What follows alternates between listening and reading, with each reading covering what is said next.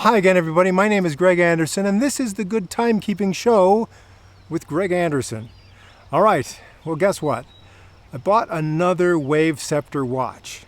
And you may be saying, Greg, don't you have enough of those? And I say, I do not understand the words that I'm hearing from you. What does this mean? What actually happened with this watch is I bought it several months ago, and it came, and it wasn't working right. The radio control multiband 6 function was not working, and I gave it a few days and I tried a few things and it just didn't work, and I had to send it back. And I sent it all the way back to Japan. And then I was kind of sad, and then I decided to order another one, and then it didn't come, and it was a big delay, and all the stuff going on in the world right now. And so I had to cancel that order, and I made another order, and so this is months later. I saw the watch, of course, when I bought it before, and it came to me, and it's a beautiful watch. It's a little bit different. Casio has a lot of different styles and color schemes on some of these watches that you maybe use the same module. And so this was one that was just a little different from the others that I had, and I thought it looked great. But since it didn't work right, I thought, this is going to bug me if I don't make this right. So now I finally have the one that looks like everything's fine on this one, and it looks just as good. And so now I want to do a review of this Ceptor watch, which I haven't been able to show you yet, but here it is. So here it is. It's the model WVA-M630D-7A2JF. Now, I've got a lot of other watches from the Japanese market that start with that model number WVA-M630. Those other letters after 630, letters and numbers, indicate different variations on color and other style elements. And here's a bunch of those variations, all using the same module. It's Casio's module 5161. This one here, however, is a little bit different. This is the one for the American market. The case looks a little bit larger, but it's the same module, same readout, same functions and everything. So this is a model WVA-M640. The rest of these are the M630. So like these two look almost identical, but this one has titanium bracelet.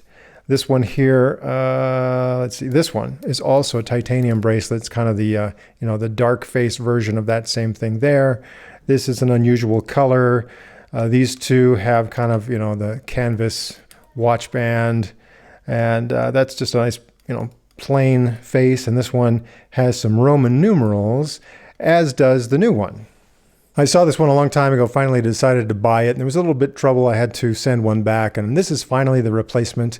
And, I don't know that I do it justice with my photography. It actually looks really, really good with kind of the gold Roman numerals at the 4 positions there, and this little, just lines there at the other positions around the face.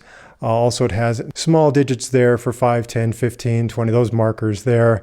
And then, of course, kind of the gold tone hands with some glow-in-the-dark material embedded into the hands. So as you can see, it's an analog watch with a digital readout for some of the functions. The other things I really like about this watch, it is, of course, multiband 6. So, of course, that means there's a radio receiver built into the watch, and it's programmed to automatically receive time information from any of 6 atomic time transmitters in different parts of the world. So there's one in China, there are 2 in Japan, then there's, of course, one in the UK and one in Germany, and then the one that affects me the most, it's WWVB out of Fort Collins, Colorado. So those are the 6 different transmitters, and if you're within range of any of those 6, then this watch will automatically try to set itself every night, depending on which time zone you've set it for as your home time zone. Also, this has what's called tough solar from Casio, meaning the face of the watch actually has a solar cell in it, and it will pick up enough light in normal lighting conditions, normal everyday lighting conditions, and that's enough power in the solar cell to keep this battery charged. So that's kind of nice. At the moment, this watch is not fully charged because it's been in a box for a while, and I actually intercepted this on the way to maybe being gift wrapped for Father's Day or something. So I'm not going to take off a lot of these stickers and labels and things. I will, however, take this one off because, oh yeah, now it looks so much better without that on it. Doesn't that look great? Now, I have an older watch that's kind of the same basic idea, and this is for the American market. It had 4 buttons around around the face of the watch for setting and adjustments and all that sort of thing, whereas this one only has 3. So this one is a little bit less intuitive, but I'll give you all the instructions and show you how to use this, and you won't have any trouble after you've watched my video. So this button up here is the light button, and there's a little light right there at the 6 o'clock position that flashes up onto the face of the watch. It does not light up this LCD readout, but it does light up the face of the watch, and I'll show you in a moment how that looks. This is also the main button to use to make adjustments and change the settings on the watch. But at first glance, let's just go through the functions and features of this watch. The main button you'll use to access things is probably this one down here on the lower left side. So right now it's in normal timekeeping mode. So of course the analog hands are showing the local time. And then down here in this LCD readout, it's going to show day of the week and also the day of the month right there. And there's a little indicator right there that says DST. So it's showing daylight saving time right now. I've got it set to show that, and that's what we're doing right now in the Mountain Time Zone where I'm recording this. Then right there is RCVD, and that means received, and there's just a little box there that shows that yes, it has successfully received its atomic time information well, in the last hour or so, but normally it would automatically do that overnight. So that's what you're seeing down there. If I push this button on the lower right side, I can also have it just show me the seconds, which should match the seconds display with this second hand up here on the analog part. So as you see right now, they are synchronized, and so that's good. And this little symbol here looks kind of like a radio tower or some sort of radio receiver equipment. And that just means that yes, it's kind of the same indicator that it has received its atomic time information automatically within the last day or so. And I could also push this again, and there I'm showing the hours and minutes, and that can be either a 24-hour or an AM/PM display on that. So I can have that running, and again, it should be synchronized to the time on the analog hands in this mode. So since the seconds and the hours and minute displays are kind of redundant, I usually just leave it like this. That way I can see the time on analog, and I can see the day and date all at a glance right there on the same display. Okay, I'm going to push this button on the lower left again, and this shows me the state of the battery charge. Right now it says mid, so it could be low, mid, or high. And right now it's mid because, as I said, this watch has been sitting in a box for a while until I finally ordered it and it finally came to my house. So it's not fully charged, but I think if I left it kind of, in the windowsill, getting a little bit of sunlight, a little extra sunlight for an hour or two, I would probably top that off. And once it's topped off to high, really just ordinary lighting conditions for everyday working conditions will be enough to keep that at a high charge. But just fresh out of the box, yes, it's only mid right now. From this screen here, I could push this button on the lower right again, and this shows me the last time it was able to receive that radio control information. And so as you see, that was 3:55 p.m., just a little more than an hour ago, and that's today's date. And so it's kind of nice to know, if you're curious, when was the last time it was able to update itself automatically or manually even. That's where it shows you that information. So also, if I wanted to initiate a manual time reception, I could press and hold this button right here, and I'll hold it for just a couple more seconds. All right, so the second hand has raced around to this position, and it's pointed at a letter R, very small on the outside of the face there. And that means it's trying to receive, and then once it starts to receive a good signal, that would quickly jump up to this letter W that's right there. And then it will wait there for a few minutes until it's able to successfully receive and process the time data that it's going to receive. So that's one way to initiate that reception manually. If you don't, oh, look, now see it's saying, yeah, I'm going to try. I don't think I'll wait for that as I continue to make this video, but you would expect it to just sit in this state for anywhere between 2 and 10 minutes to give it a chance to receive the information and process that and make sure its time is successfully synchronized with the atomic clock.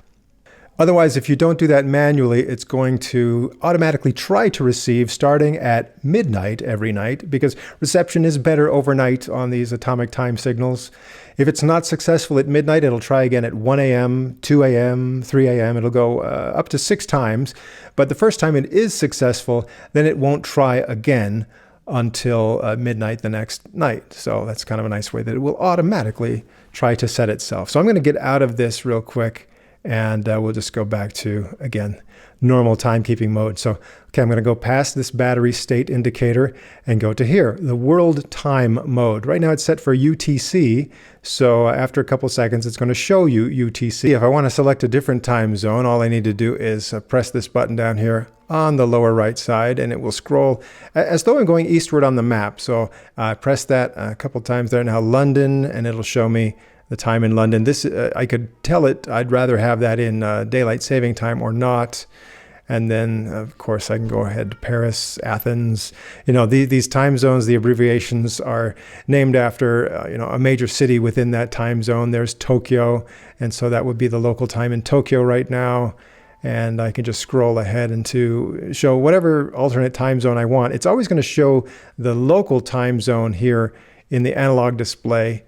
But yeah, I can choose that other time zone to be displayed here. So I guess I'll leave it in London or UTC or whatever for the moment. Okay, my next mode, by pushing this button down here, would take me to the alarm mode. So right now it's telling me that the alarm is set for 12 o'clock midnight and the alarm is off. There are 5 alarms on this watch, and I can scroll through them by pushing this button down here on the lower right.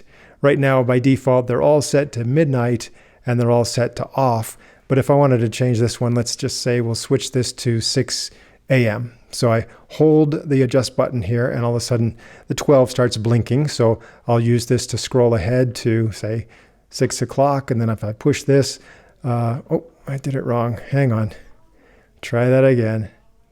Okay, hold that at 6 o'clock. Okay, then if I push, it's this button down here that's going to allow me to adjust the minutes. So I could set that to like 6:05.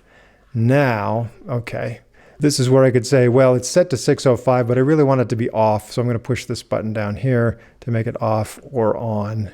It's a little bit not completely intuitive just because there are only 3 buttons to do this. Then when things aren't flashing, I can do this. Push this button down here on the right side, and now signal. So signal can be on or off. That's just a little beep that happens every hour on the hour. So if I were to hold this adjust button down here, then yeah, I can turn that signal on, or let's see, on or off by pushing this button here. I'm going to leave it on because I kind of like to have my watches all beep in sync. And so again, those are the 5 alarms and the hourly signal. They are all accessed through that same function screen, that same mode, alarm and signal mode. Okay, I'm going to change modes again with this button down here, and that's my stopwatch. And I'm going to adjust the time so that the hands are not covering up this display as I show you the stopwatch. So here's what I do. It starts at zeros, of course, and if I want to start that stopwatch, it's the button down here on the right, and there it goes, and it's showing you minutes and seconds. And if I stop the stopwatch, then it's going to kind of flash between this readout and the fractions of a second readout. So I have that available there. It looks like I don't have a split timer on this. If I want to reset it to 0, I just hold this button down, and there I go, resets to 0. So the stopwatch will go to exactly 1 hour and start over again, or, 59 minutes, 59.99 seconds. And then after that, it just keeps going until you stop it. So you can time things that last longer than an hour, but you'll have to be keeping track of how many hours that is. And the watch will keep track of minutes, seconds, and hundredths of a second for you. The next mode then is the countdown timer. So by default, it's set to 5 minutes. This can go up to 100 minutes. So again, I just start it with this button down here. And if I stop it, and then if I hold that button, it'll reset to 5 minutes or whatever it was. If I want to set that to some other time, then I use this button on the upper right side, hold that down for just a moment until things start flashing, and there I go. Now I can use this button down here to advance that, and I can go ahead to, whatever I want here. And if I were to take this to exactly, well, 100 minutes. What I want to do is take it up to 99. Let's see. And if I take it to where it's showing all zeros, then that is a true 100-minute countdown timer. And see, that's how I start it, and that's how it goes. Okay, so let me just stop that again, reset that. And just to confirm, you set this to whole minutes. It does not allow you to set it to set minutes and seconds. It's going to be whole minutes. So anywhere from 1 minute, 2 minute, 3 minute, full minutes up to a possible of 100 minutes on the countdown timer. So those are the main functions. If I push this button again, it takes me back to my home timekeeping screen. Okay, so when you first get this watch, you'll want to set it up. And so from here, let's start setting up our main functions and settings here. So from this regular timekeeping mode, I'm going to hold this button here, the light and adjust button. Okay, hold it down until things start flashing. All right, so it's a 12-hour mode right now. If I wanted to, by pressing this button down here, I could make it a 24-hour display, but I'll leave it on the AM/PM display. Of course, this only affects the digital readout. The analog hands are always going to be, as you see them. Next, I push this button here, and then this is where I select my home time zone, in this case, in the Mountain Time Zone of the United States. So since the time zones are named after a major city in that time zone, Denver is my time zone, but it could be Chicago, New York City, some other places, Rio, just kind of go around the world here to select my other time zone. And as I do that, if I were to select, say, I don't know, Hong Kong, see, then I go back to regular timekeeping mode, and what happens is the hands are going to race around until they're actually set to that time zone. In this case, it would try to go to 1046 in order to be showing me, the time in that home time zone I have selected, and also shows the date is 1 day ahead of what it is here in my Denver time zone. But I'm going to go ahead and set that back right now. And the way I do that, again, I go in here, and it's not Hong Kong anymore. I'm going to keep scrolling eastward on the map until I get to Denver. And it already knows that that's daylight saving time because I've got it set to show daylight saving time for this time zone. All right, so my next selection here is where I would tell it whether I want daylight saving to be changed automatically, to display it automatically, or I want it to always be off, like in, say, Arizona, where they don't have daylight saving time, or I want it to be always on. There are actually some legislators here in the state of Utah, where I am, that would like us to have daylight saving time year-round. So I would leave that on if that were the case. But right now, I do want it to automatically change because right now, that's how we're doing it where I live. Okay, next, I press the mode button. And this is where I can manually set the time. So here I can set the seconds to whatever I think it should be. And you would do this if you're having trouble with the radio-controlled reception.